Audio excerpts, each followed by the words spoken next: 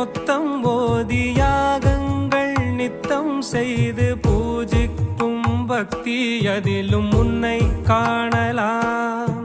பசி என்று தன் முன் வந்து கையேந்தி கேட்கும் போது தன் உணவை தந்தால் கூட உன்னை காணலாம். உன்னை காண பல கோடி இங்கு வாரி இறைக்கிறார்கள்.